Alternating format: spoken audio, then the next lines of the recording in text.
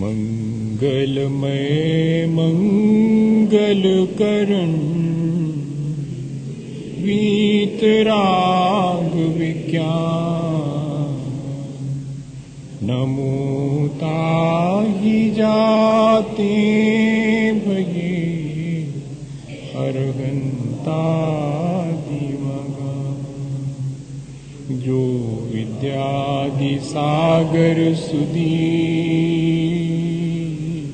जो विद्यादि सागर सुधी गुरु हैं हितैषी शुद्धात्म में निरत नित्य हितोपदेशी वे पाप ग्रीष्म ऋतु में जल गए सयाने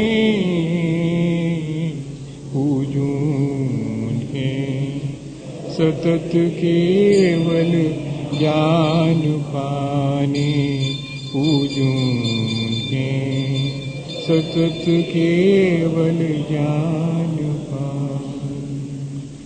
बोले भगवान महावीर स्वामी की, आचार्य कुंद कुंद स्वामी की, आचार्य गुरुवर विद्यासागर मुनि महाराज की।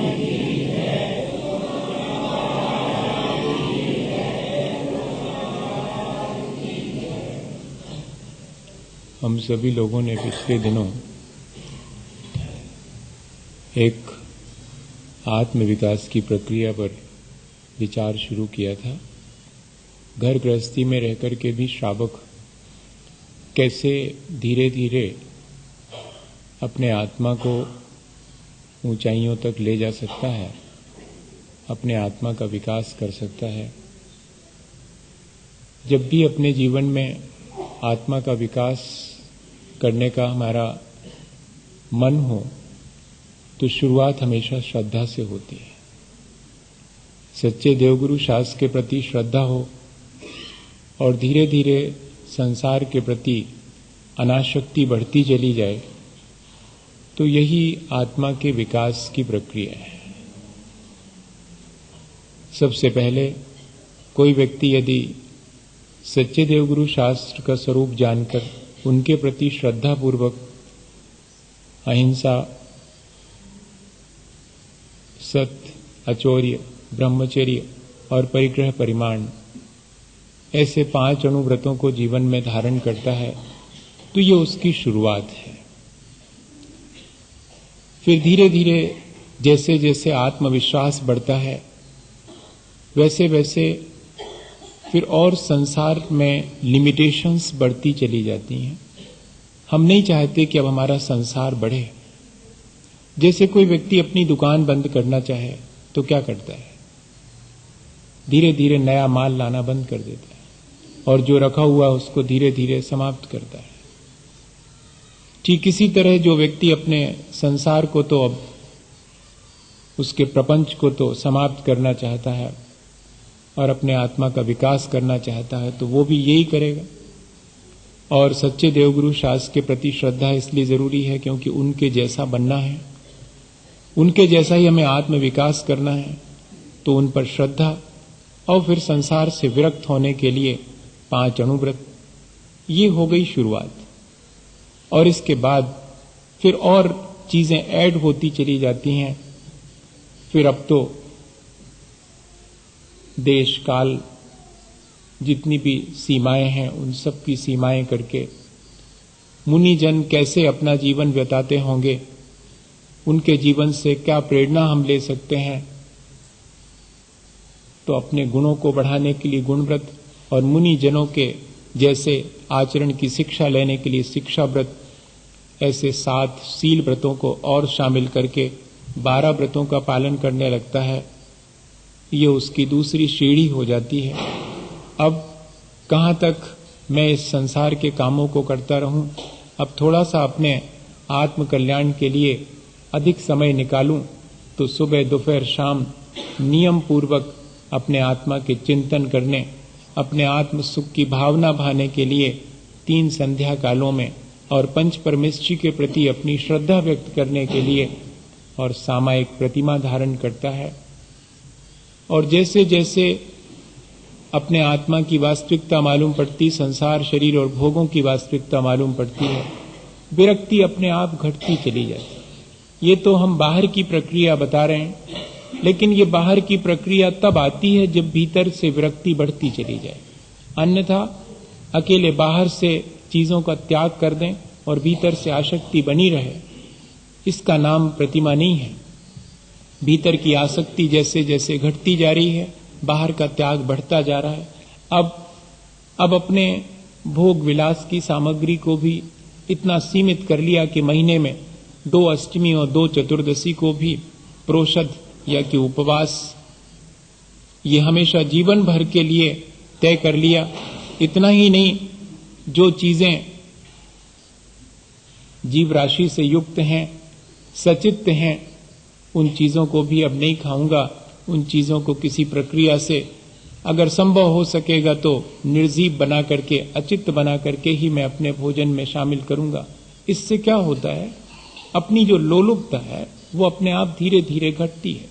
अभी तो मैंने स्वयं रात में भोजन छोड़ा था, अब ठीक है, बच्चों पर जिम्मेदारी सौंप दी है, अब वे जाने आगे का, इसलिए मैं अब स्वयं न रात में खाऊंगा न किसी और को खिलाऊंगा, और कोई खाएगा तो उसे अनुमति भी नहीं दूंगा। एक स्टेप और ऊपर बढ़ गए। ये एक एक डिग्री, जैसे जैसे हमारे भीतर विरक्ति बढ़ती चली जाती है वैसे वैसे बढ़ती चली जाती, आत्म संतोष बढ़ता जा रहा है, इसलिए विरक्ति घटित हो रही है। असंतुष्ट व्यक्ति विरक्त नहीं हो सकता, ये ध्यान रखना। आत्म संतोष बढ़ता चला जा रहा है, इसलिए विरक्ति बढ़ती चली जा रही है, और विरक्ति बढ़ती जा रही है तो त्याग बढ़ता चला जा रहा।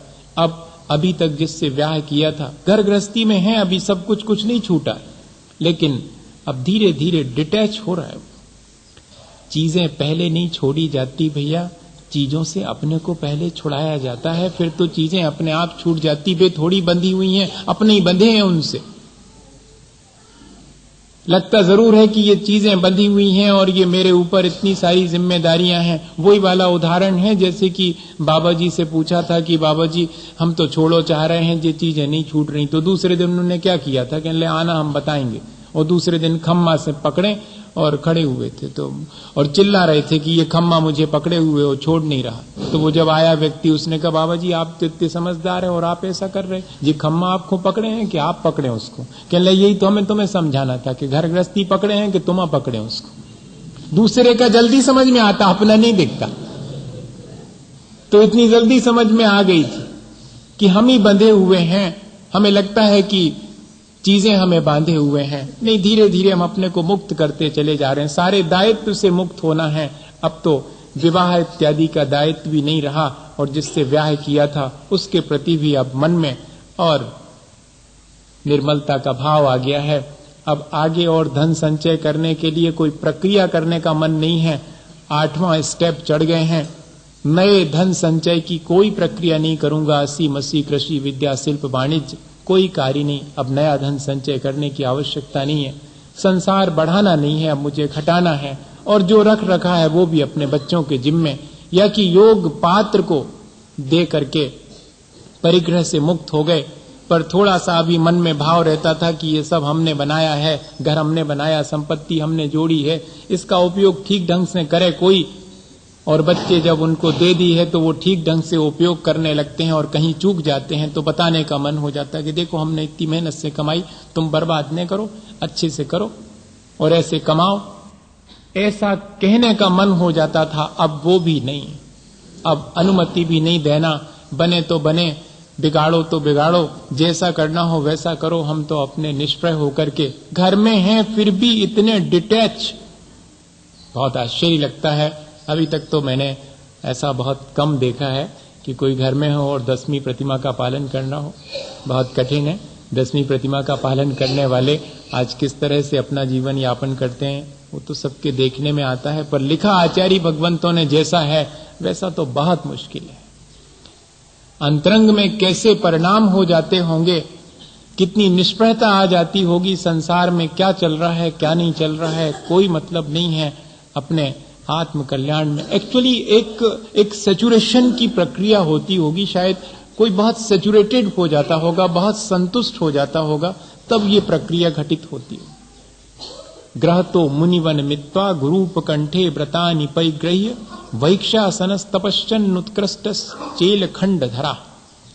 और जिस दिन इतना कोई सैचुरेटेड हो जाता होगा, घर गृहस्थी में रहते हुए भी संतुष्ट है, अब मुझे किसी चीज से कोई आसक्ति नहीं रही, जैसा चलना हो चलने दें, अपना कल्याण मुझे करना है, इसलिए अब मुझे किसी के कार्य में कोई डायरेक्शन देने की आवश्यकता नहीं, कोई इंटरफेरेंस की आवश्यकता नहीं है, ऐसा उसके मन में आ गया। तो एक दिन धीरे से बच्चों को प्रणाम किया, जीवन साथी ने अगर मन बना लिया तो साथ में हो गई, नहीं तो उसको भी प्रणाम किया कि बस ग्रह तो मुनिवन मित्वा, अब घर से मुनियों के वन में अर्थात जहां मुनिजन रुकते हैं वहां जाकर के व्रतानि परिग्रह्य, अब 11वीं प्रतिमा के व्रत धारण कर लेता है। और चेलोपृष्ठ, सिर्फ चेल खंड धरा, मात्र अखंड, खंड धरा मतलब चादर का एक टुकड़ा, और वो भी अखंड। पूजा सामग्री में पूजा के दौरान भी, आहार इत्यादि के दौरान भी, जो भी धार्मिक अनुष्ठान करते हैं उन सब में भी अखंड वस्त्र लिखा हुआ है। अखंड के मायने सिला हुआ नहीं है, ना उसमें कोई जोड़ इत्यादि है। ऐसे एकमात्र अखंड वस्त्र को और धारण कर लेता है, बाकी ग्रह का भी त्याग कर देता है। ये इतना श्रावक अपने जीवन को घर गृहस्थी में रह करके ऊंचा उठा सकता है। अभी मुनि नहीं बने हैं और इतनी निष्प्रहता आ गई है, सोचिएगा ऐसा संभव है क्या? है संभव। असल में 3 तरह का असंतोष है, और असंतुष्ट व्यक्ति संसार में कभी धार्मिक नहीं हो सकता, ये ध्यान रखना। असंतोष एक तो पारिवारिक है, एक सामाजिक असंतोष है, एक आध्यात्मिक असंतोष भी है। आध्यात्मिक असंतोष जिसको है वो तो धर्मात्मा ही कहलाएगा, लेकिन वो जो 2 तरह का असंतोष है, पारिवारिक और सामाजिक, वो व्यक्ति धार्मिक नहीं हो सकता। पारिवारिक असंतोष के कई कारण होते हैं। आर्थिक तंगी है तो परिवार से असंतोष है, सुख सुविधा के साधनों का अभाव है तो परिवार में असंतोष है, आपस में एक दूसरे की ट्यूनिंग नहीं बनती है तो असंतोष है, घर में ऐसे लोग इकट्ठे हो गए जो आपस में ही झगड़ालू हैं तो असंतोष है। और पूरी जिंदगी ऐसे व्यक्ति की इस असंतोष को दूर करने और सुख सुविधा के साधनों की पूर्ति करने में गुजर जाता है। ऐसा व्यक्ति धार्मिक नहीं हो सकता, भौतिकवादी हो सकता है।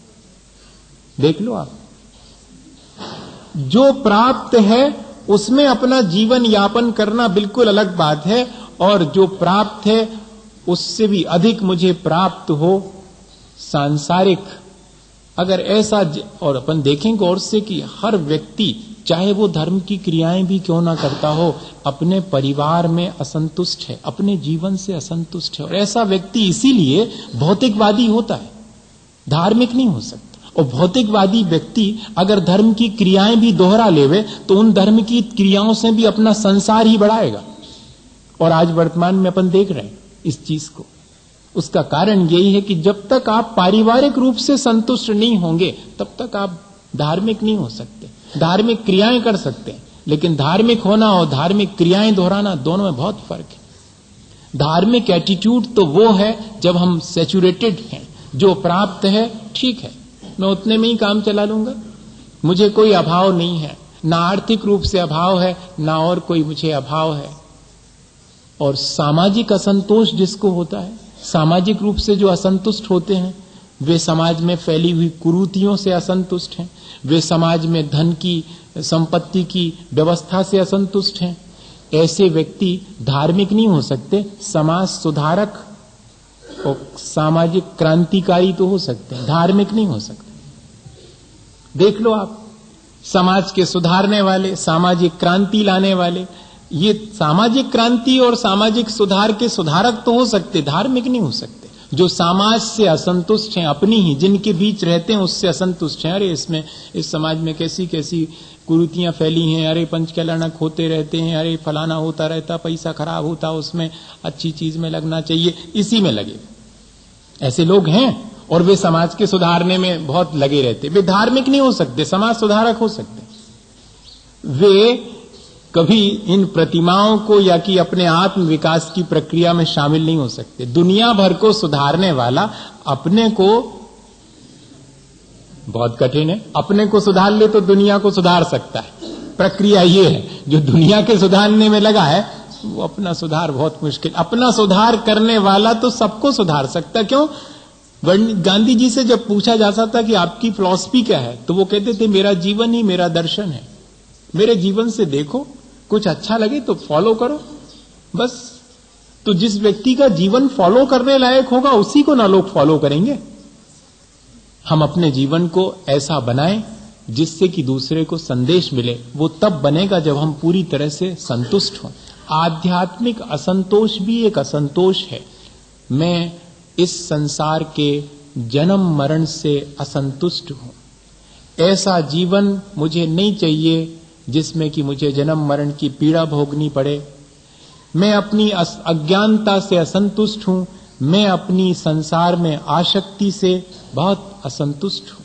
मैं अपने ऐसे जीवन से असंतुष्ट हूं जिसमें मुझे अज्ञानता है संसार के प्रति, जिसमें मुझे आत्म कल्याण की लगन ही नहीं है। ऐसा जीवन मुझे नहीं चाहिए।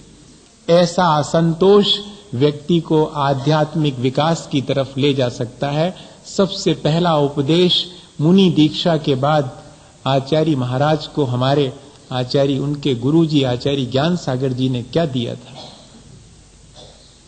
यही उपदेश दिया था कि सुनो, एक गृहस्थ हमेशा भौतिक उपलब्धियों के मामले में अपने से नीचे वाले को देख करके संतुष्ट रहे कि अपने पास तो फिर भी बहुत है, उसके पास तो कुछ नहीं है। अपने से ऊंचे वाले को ना देखे, वरना असंतोष रहेगा घर गृहस्थी में।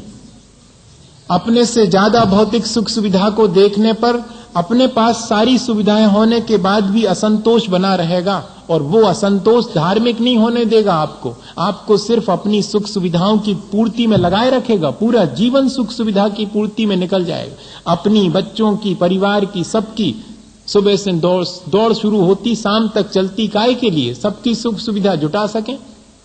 और कुछ होता है क्या? सबकी सुख सुविधा जुटाने में ऐसा व्यक्ति जो असंतुष्ट है, और जिसमें सारे लोग संतुष्ट हैं कि जितना है उतने में ठीक है, भौतिक सुख सुविधाएं आज हैं कल नहीं रहेंगी, और लेकिन एक साधु हमेशा अपने से अधिक आध्यात्मिक विकास वाले की तरफ देखता रहे, ताकि उसे अपने आत्म विकास की लगन लगी रहे। वो अगर असंतुष्ट हो तो इस बात से हो कि मैं इतनी तपस्या क्यों नहीं कर पा रहा हूं, मैं क्यों अपने जीवन में आत्म विकास नहीं कर पा रहा हूं, इस बात का अगर असंतोष है तो वो असंतोष व्यक्ति को फिर ग्रह त्याग करवा देगा।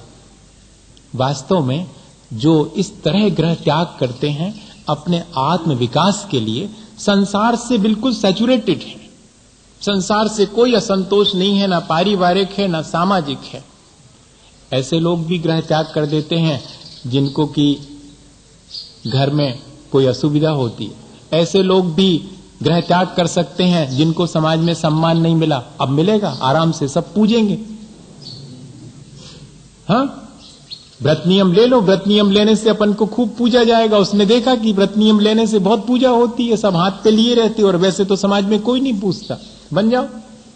ऐसा ग्रह त्याग करने के लिए नहीं कह रहे हैं। ग्रह तो मुनिवन मित्वा, जब आप संसार में परिवार से संतुष्ट हैं, समाज से भी संतुष्ट हैं, कोई असंतोष नहीं रहा शेष, सब देख लिया संसार, उसकी वास्तविकता जान ली, तब कह रहे हैं कि अब जाकर के मुनियों के चरणों में इस ग्रह का परित्याग करो। वास्तव में जो लोग ग्रह परित्याग करते हैं वो ग्रह का परित्याग नहीं करते। ये ईंट चूने का घर जिसको हमने मान लिया है ये हमारा है क्या? वास्तव में तो ग्रह त्याग करने वाला अपने वास्तविक घर की खोज के लिए निकलता है। ग्रह छोड़ता नहीं है, घर की खोज के लिए निकलता। अगर ऐसा अपन ले लें तो ज्यादा एग्जैक्ट अर्थ होगा। किसी व्यक्ति के पास कंकर पत्थर जिनको उसने आज तक हीरे जवाहरात मान लिया था और जोड़ के रखे हुए था, और जिस दिन मालूम पड़ जाए कि ये तो कंकर पत्थर हैं और उस दिन हीरे की खोज में निकल जाए, तो क्या कहेंगे आप उसको मानेंगे क्या? ग्रह त्यागी मानेंगे? ग्रह त्यागी नहीं, वो तो वास्तविकता खोजने के लिए निकला है। अभी तक जिसको घर मान रहे थे वो घर नहीं है, ये मालूम पड़ गया। ये तो ईंट चूने से बना हुआ मकान है। ये घर होता तो मुझे यहां से बाहर क्यों निकलना पड़ता? मेरे पहले इसी घर में मेरे पिता रहे और एक दिन वे भी चले गए। मेरे बाद मेरे बच्चे रहेंगे। अरे ये घर थोड़ी है, घर होता तो मुझे बाहर कहां निकलना पड़ता? किसी को नहीं निकलना पड़ता। ये तो धर्मशाला है, ये तो सराय जैसा लगता है कि पहले पिताजी आए थे, अब मैं रह रहा हूं, के बाद मेरे बेटे आएंगे, मैं इसको घर मान रहा हूं। ऐसा मन के भीतर भाव आना शुरू हो जाएगा, तब घर ग्रह परित्याग जिसको कहते हैं वो आसानी से घटित होगा। अपने घर की खोज में निकलने वाले को अपन ग्रह त्यागी कहते हैं। हम तो कबहू न निज घर आए। निज घर कौन सा है जहां से एक बार प्रवेश करने के बाद फिर बाहर न निकलना पड़े? सिद्धत्व की प्राप्ति ही अपना घर है।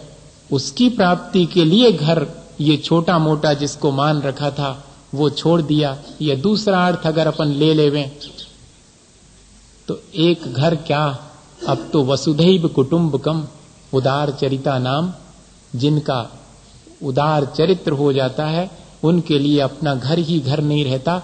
अब तो उनके लिए सारा वसुधा, सारा संसार ही घर हो जाता है। वे जहां चाहें वहां पर आसानी से चले जाते हैं। यह प्रक्रिया ही वास्तव में संसार से पार होने की प्रक्रिया है। जो किसी पूरे संसार से पार होना चाहता है वो इस संसार के बीच और धीरे धीरे किसी एक के प्रति आसक्ति न रख करके और फिर प्राणी मात्र के प्रति अपने मन में अगर करुणा का भाव रखता है तब वही व्यक्ति घर का त्याग करके और अपने जीवन को ऊंचा उठा सकता है। इसलिए ये चीज लिखी हुई है कि अब घर गृहस्थी में रहकर सैचुरेटेड हैं, बहुत संतुष्ट हैं, अब छोड़ दो। असंतुष्ट व्यक्ति अगर घर छोड़ेगा तो बाहर जाकर के घर बना लेगा। वे चीजें उसे चाहिए जो उसने घर में नहीं पा पाई। ये ध्यान रखना। देख रहा हूं बहुत गौर से 22-25 वर्ष से। वे चीजें जो घर में प्राप्त नहीं हो पाई, जिन का असंतोष था, वे चीजें जो समाज में प्राप्त नहीं हो पाई, वे सब पाने की आकांक्षा मन के भीतर बनी रह जाती है। इसलिए शायद आचार्य भगवंतों ने बहुत सावधानी से ये चीज रखी कि क्रमिक विकास होता जाए आत्मा का और अपने निज घर की सुध आ जावे तो शायद हम अपने इस घर को छोड़ने में बहुत। और देखो, घर छोड़ने वाले को पलायनवादी मत मानना, दायित्व विहीन मत मानना। सबसे बड़ा दायित्व है अपने आत्मा के कल्याण का। घर गृहस्थी का दायित्व जब अपनाया था सो उसे पूरा कर दिया। बच्चों को जिम्मेदारी सौंप करके घर का दायित्व पूरा हो गया। समाज के लिए जो कुछ किया जा सकता था सामाजिक दायित्व पूरा कर लिया। इनसे बड़ा दायित्व है अपने आत्म कल्याण का। आत्म कल्याण के दायित्व के लिए अगर हमें देश, समाज और परिवार के दायित्व को भी छोड़ना पड़े तो उसको पलायन नहीं कहेंगे। सामान्य रूप से लोग यही कहते हैं कि अरे क्या कर रहे हैं, अपना कुछ संसार के लिए सेवा एवा करते लोगों की तो ज्यादा अच्छा रहता। बस इन्हीं की सेवा और करना पड़ती है, न कुछ कमाते हैं न कुछ करते हैं, बस आराम से जो है समाज पर डिपेंड रहते हैं। ऐसा कहने में, ऐसा मन में आ सकता है, ऐसा लग सकता है कि एक तो दायित्व से विमुखता है, माता पिता की सेवा नहीं करी और घर छोड़ दिया, ऐसा कहने में आ सकता है। लेकिन ध्यान रखना, ये चीज हमें बहुत विचार करने की है। जब हम अपने आत्म कल्याण के दायित्व को पूरा नहीं कर पाए, अगर देखा जाए तो जो अपने आत्म कल्याण के दायित्व को पूरा नहीं करता वो है दायित्व से विमुख, वो है पलायनवादी। संसार के और परिवार के छोटे मोटे दायित्व पूरे करना, और कौन कर पा रहा है संसार के दायित्व पूरे? दायित्व पूरे करने वाला यहाँ पर कोई भी नहीं है जो कि ये कह सके कि मैंने अपने समाज का दायित्व पूरा कर दिया, मैंने अपने परिवार का दायित्व पूरा कर दिया। नहीं, अपने आत्मा के कल्याण का दायित्व अगर हम पूरा करने लगें तो अपने आप सारे दायित्व पूर्ण होना शुरू हो जाते हैं। इसलिए इस दायित्व के लिए कि मैं अपना आत्मा का कल्याण करूं, गृहस्थ अपने जीवन में इतनी ऊंचाई तक पहुंच जाता है। वास्तव में जब हमें ये मालूम पड़ जाए कि मुझे अपना घर पा लेना चाहिए, एक घटना है उसकी। एक बेटा था दीवान का, वो राजा के दरबार में काम करते थे, तो उनका बहुत मन था कि मेरा बेटा भी राजा के दरबार में ही और कोई अच्छा पद सलाहकार का प्राप्त कर लेवे, यहीं उसका जीवन कट जाएगा। और बेटे को उसने बहुत पढ़ाया और पढ़ाने के बाद एक दिन राजा के पास ले जाके खड़ा कर दिया कि ये मेरा बेटा है, इसको कुछ अपने दरबार में यहाँ काम दे दीजिएगा। राजा ने आंख उठा के भी नहीं देखा और कहा कि थोड़ा और अध्ययन कराओ, ज्ञान अर्जित कराओ। अब उसकी इतनी तो गुंजाइश नहीं थी, पर फिर भी अब राजा ने कहा है तो साल भर और पढ़ने के लिए भेज दिया। और पढ़ लिख करके जब वापस आया तो फिर राजा के पास ले गए। पिछली बार तो राजा ने आंख भी नहीं उठाई थी, इस बार तो थोड़ी आंख उठा के देखा और फिर कहा कि किसी साधु के पास इसे शिक्षा दिलाओ, बाकी तो शिक्षा पूरी हो गई। उसने कहा ये भी बड़ी मुश्किल है। अरे हाँ कह दो, अगर हाँ कहना है, ना कह दो नहीं तो काहे को इतना परेशान कर रहे बेकार में। 2 साल हो गए हम पढ़ा लिखा रहे हैं, इतना हमारी गुंजाइश भी नहीं। अब नहीं रखना है तो कह देते, पर राजा साहब हैं और ऐसी आज्ञा दे दी कि जाओ किसी साधु के चरणों में साल भर रखो, फिर बाद में दरबार में रखने का विचार करेंगे। वास्तव में जो जितना विरक्त है वही संसार के बीच बहुत अच्छे से जी सकता है। कई बार मुझे ऐसा लगता है संसार में जो आसक्त है वो संसार में ठीक से नहीं जी सकता। आप इस चीज को कहीं नोट करके कभी ठंडे दिमाग से बैठ के सोचना। मैं इसके डिटेल्स तो कभी करूंगा, लेकिन अभी तो इतना ही बता रहा हूं कि मुझे कई बार ऐसा लगता है कि जो संसार से अनासक्त होकर जिएगा वही संसार में ठीक ढंग से जी पाएगा। आसक्त होकर तो बहुत जीते हैं हम, लेकिन कहाँ ठीक से जी पाते हैं।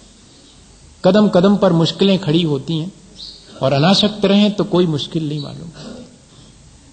और राजा यही चाहता था कि मेरे दरबार में मुझे सलाह देने वाला ऐसा हो जो संसार से विरक्त हो, अन्यथा अपना स्वार्थ साधेगा और मुझे ठीक सलाह नहीं देगा। है सही बात कि नहीं? जो संसार से निष्प्रही हो उस व्यक्ति को संसार चलाने दे दिया जाए तो फिर देखिएगा क्या स्थिति बनती।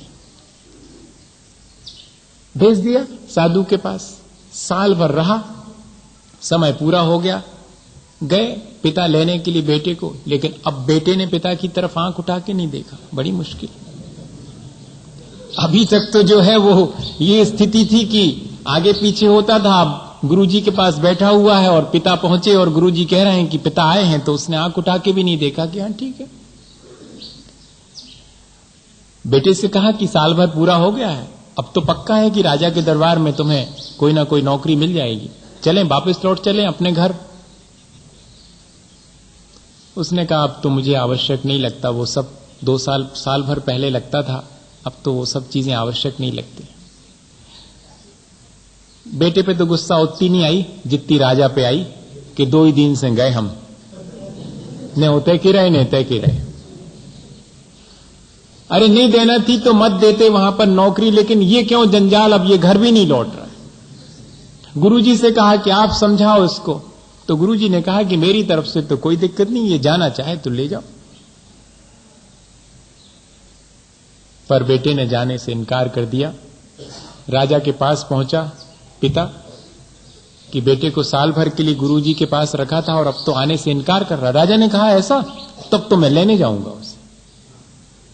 जिसने कभी किसी के लिए अपनी गद्दी नहीं छोड़ी, वो उस एक छोटे से व्यक्ति के लिए अपनी गद्दी छोड़ करके पूरे शाही ठाट के साथ में और उस आश्रम में पहुंचा जहां की वो बेटा गुरु के चरणों में बैठा हुआ है और उसके कंधे पे हाथ रख के कहा कि चलो तुम्हारे जैसे रत्न ही चाहिए, तुम्हारे जैसे अनासक्त लोग चाहिए मुझे दरबार में, वे ही प्रजा की सेवा कर सकेंगे, चलो तुम्हारी तो बहुत जरूरत है। उसने कहा कि अब मुझे उस सब चीजों की जरूरत नहीं है, आपको मेरी जरूरत हो सकती है। बोले ये तो और अच्छा रहा, इतनी अनाशक्ति। और जब बार बार फोर्स किया तो उसने एक ही बात कही कि क्या आपको सच्चा दरबार मिला है क्या? अगर आपको सच्चा दरबार मिल गया तो मेरे और गुरु के पास आने की क्या आवश्यकता थी। अब मुझे कहीं नहीं जाना, मुझे सच्चा दरबार मिल गया है, अब मुझे यहां से कहीं और किसी दरबार में जाने की आवश्यकता नहीं। आपको तो अपने दरबार से मेरे पास तक आना पड़ा मुझे लेने के लिए, मुझे आपके पास जाने की आवश्यकता नहीं है। मैं अपने दरबार में आ गया हूं, मैं तो अपने घर में आ गया हूं।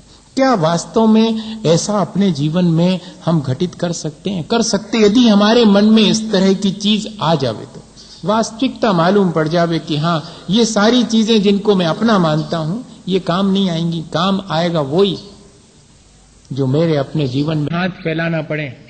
जहां लोग देने के लिए आतुर हैं और इनकार है कि नहीं ऐसे नहीं लेऊंगा, मैं अपनी शर्त के मुताबिक लेऊंगा, अगर मेरी शर्त पूरी होगी तो ही लेऊंगा, श्रद्धा और प्रेम से दिया गया होगा तो ही लेऊंगा। दुनिया तो दूसरे से मांगती है और दुत्कार देने के बाद भी बार बार मांगती है। वो कहते हैं ये भिक्षा नहीं है, वो तो भीख है। भीख और भिक्षा में बहुत फर्क है।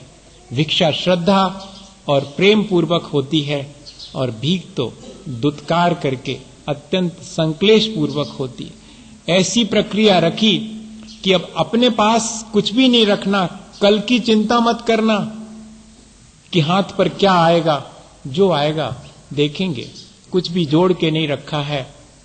किसी से कोई कमिट भी नहीं किया है कि तुम कर देना बाकी पूरे जीवन भर मेरे लिए। हमारे पास जब दीक्षा के बाद और सारे फ्रेंड्स आए थे तब उसमें से अधिकांश ने सिर्फ यही कहा था कि और तो सब मुझे समझ में आया तुम्हारा, लेकिन बस 2 चीजें बहुत बड़ी हो गई जो हमारी बुद्धि से बहुत पार हो गई। अब जीवन भर एक ही बार भोजन करेंगे, पानी भी एक ही बार, और कभी भी किसी वाहन में नहीं बैठेंगे, पांव पांव चलेंगे। ये जरा मामला कुछ समझ में नहीं आया।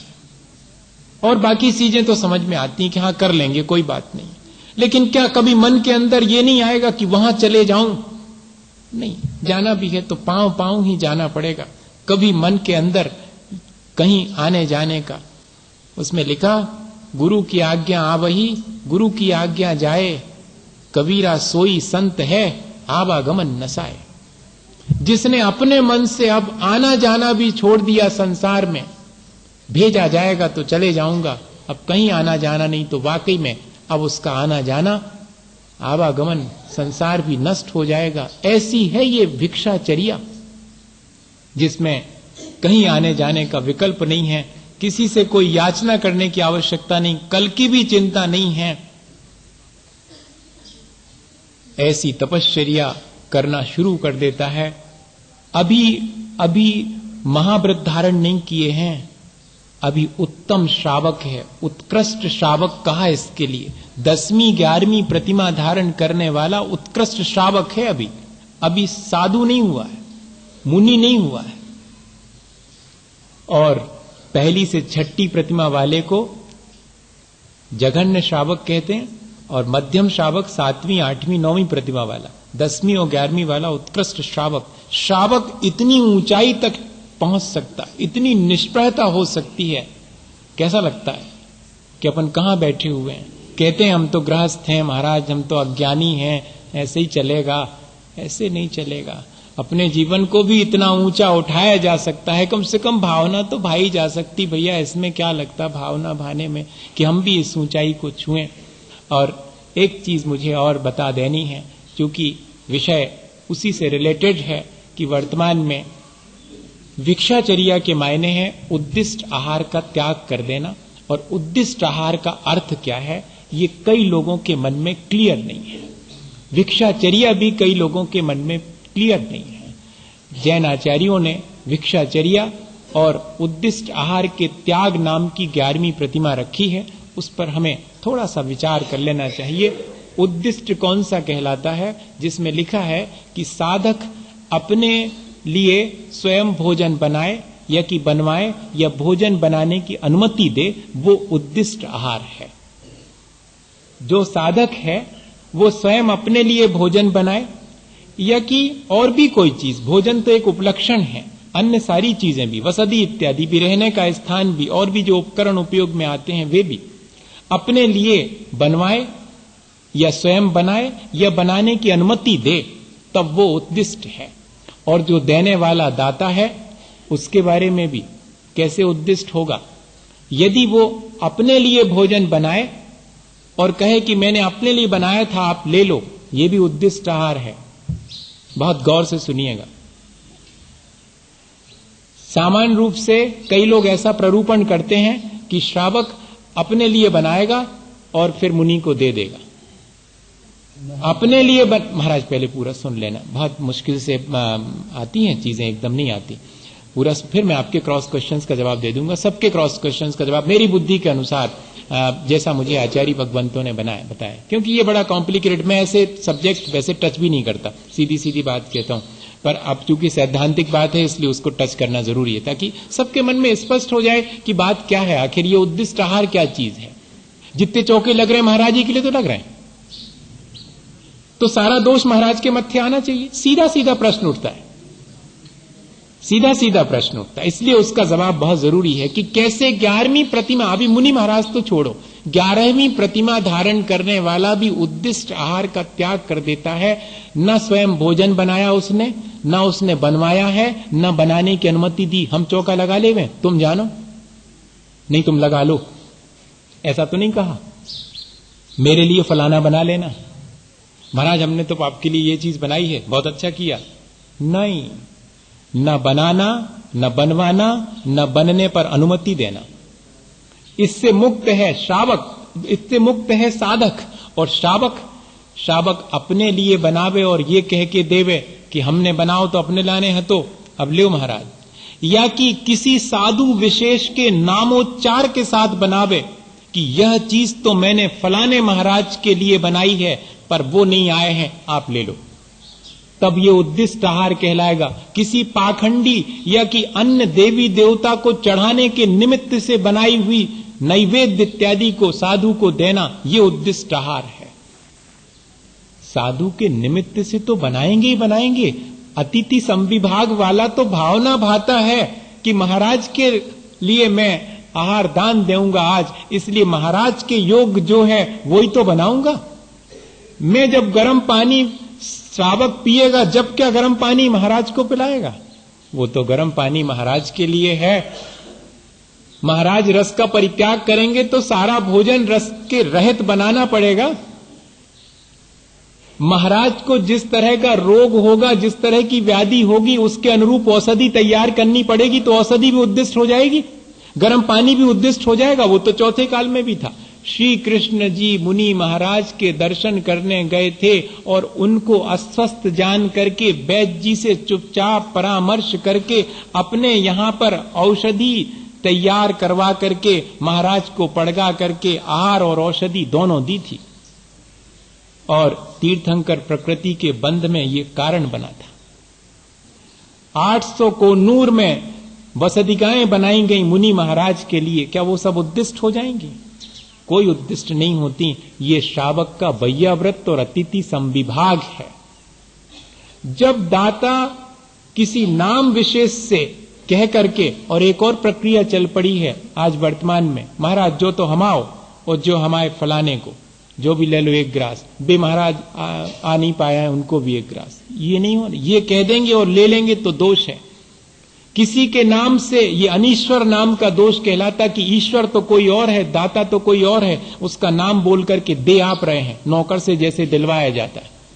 ये बहुत सावधानी की आवश्यकता। ये कहलाएगी उद्दिष्ट की प्रक्रिया। आप अपना ही दे सकते हैं, किसी दूसरे के नाम से किसी और दूसरे को कह करके देना, ये सब उद्दिष्ट आहार में शामिल होगा। और घर पर खड़े होकर के आने की प्रतीक्षा कर रहे हैं, नहीं आए तो क्या सारी सामग्री महाराज के पास ले जाते कि जा तो आप ही को मनाई थी, आप ही लियो, आप आए नहीं, आप हम फेंके दे सब, हम भी न खें। ऐसा करते हैं क्या? नहीं करते हैं। जो कुछ भी हम मुनि जनों के योग, उनके योग जो आहार है वो अतिथि संविभाग के निमित्त से, वैयावृत्ति के निमित्त से, और ऐसा करते हैं। नहीं तो फिर तो औषधि दान कभी हो ही नहीं पाएगा। जब श्रावक को सर्दी खांसी होए, जब वो ओकाली बनाए, जब महाराज को देवे। ऐसा कई लोग व्याख्या करने लगे हैं लेकिन ऐसा है नहीं। औषधि दान, आहार दान के लिए कितना बड़ा दान लिखा है 4 दानों में।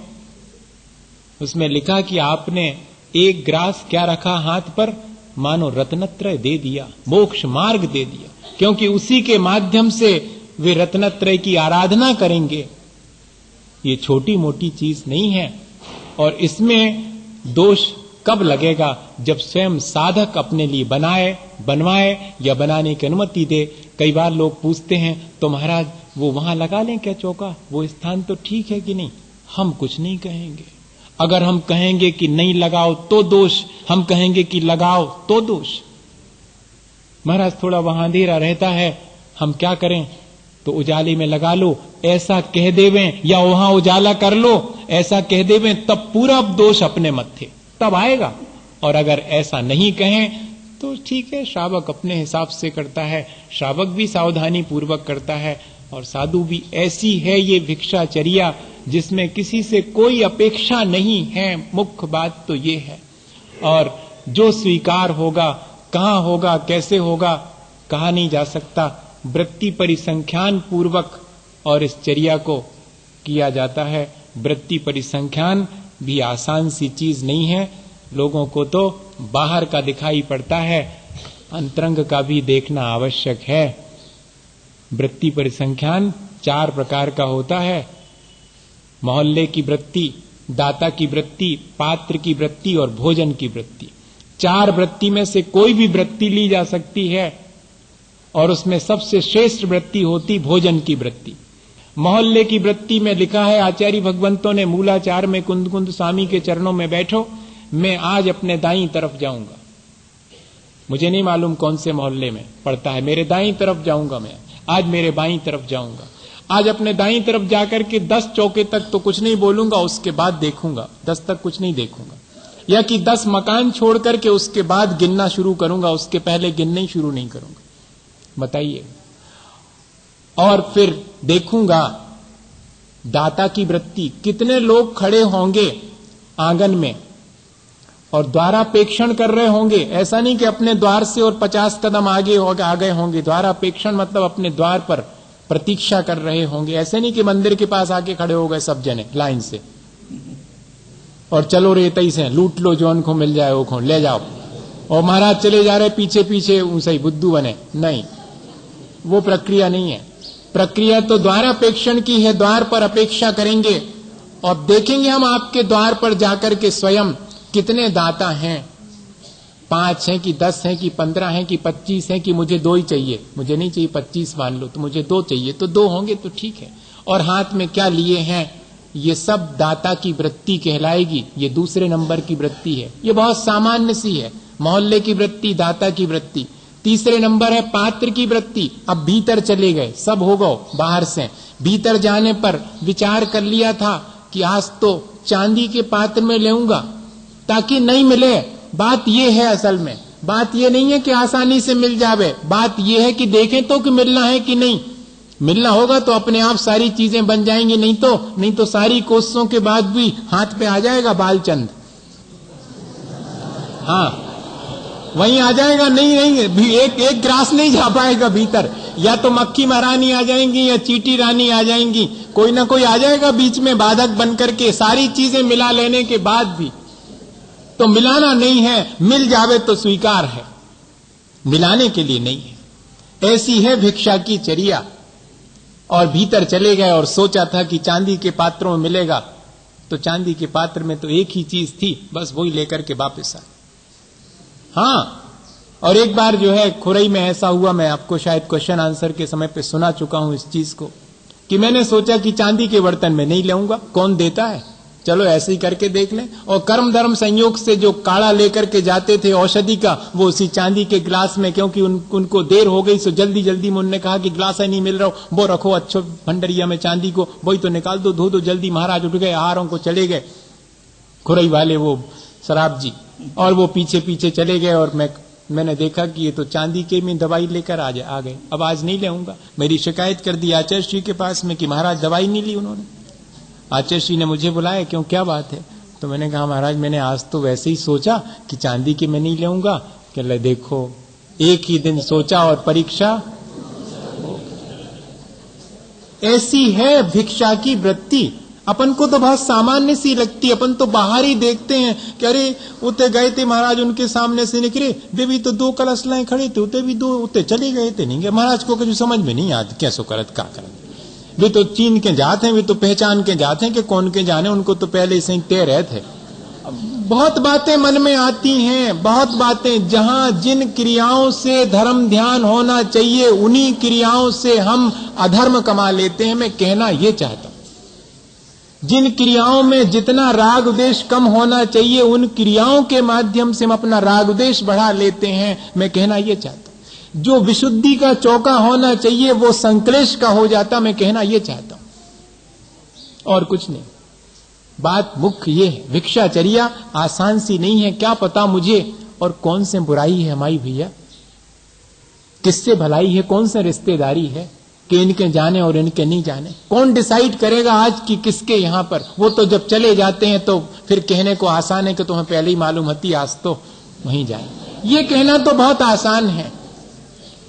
जब ऐसा आचार्य श्री के पास में किसी ने कहा, तब आचार्य श्री तो बहुत प्यार से कई बार जवाब देते, लेकिन एक बार उन्होंने जवाब दिया था कि सुनो, यदि आपको इतना विकल्प है तो एक दिन के लिए पीछी कमंडल हाथ में लेकर के और निकल करके देखो चर्या के लिए, फिर मैं देखूंगा कहां जाते, और जहां जाओगे मैं कह दूंगा कि इनसे कोई ना कोई तुम्हारा संबंध था, इसलिए गए थे। क्या देर क्या लगी, एक दिन आप निकल के देखो, जाकर के देखो। उस समय जैसे ही हाथ यहां आता है फिर कोई किसी का नहीं होता वहां।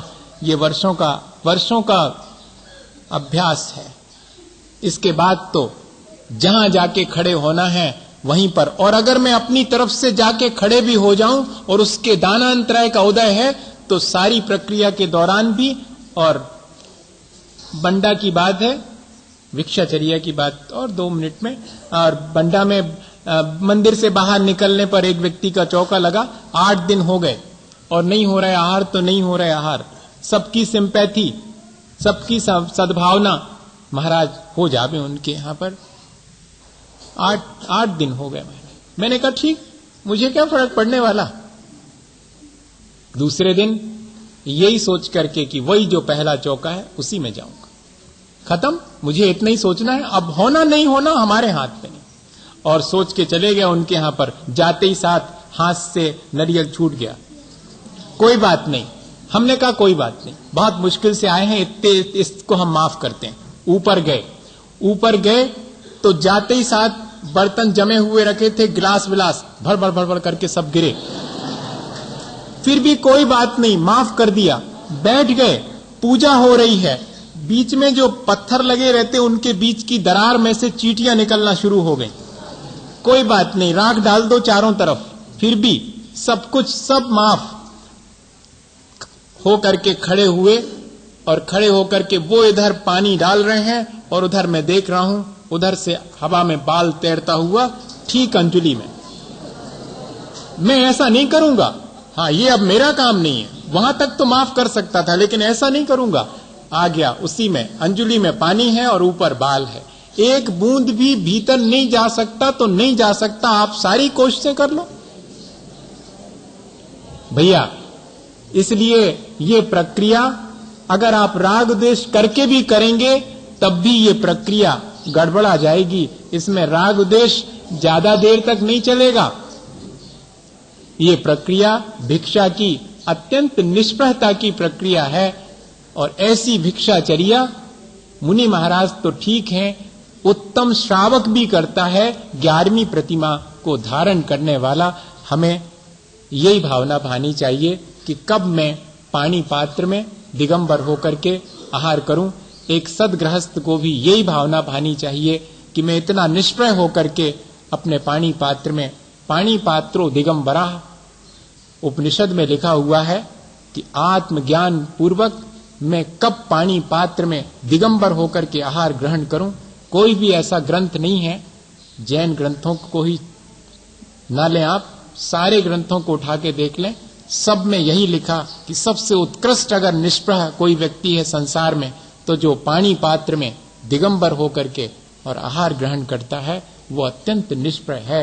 हमें वही भावना भानी चाहिए कि हम अपने जीवन में ऐसी निष्प्रहता ला सकें और अपने आत्मा का कल्याण कर सकें। इसी भावना के साथ बोलिए आचार्य गुरुवर विद्यासागर।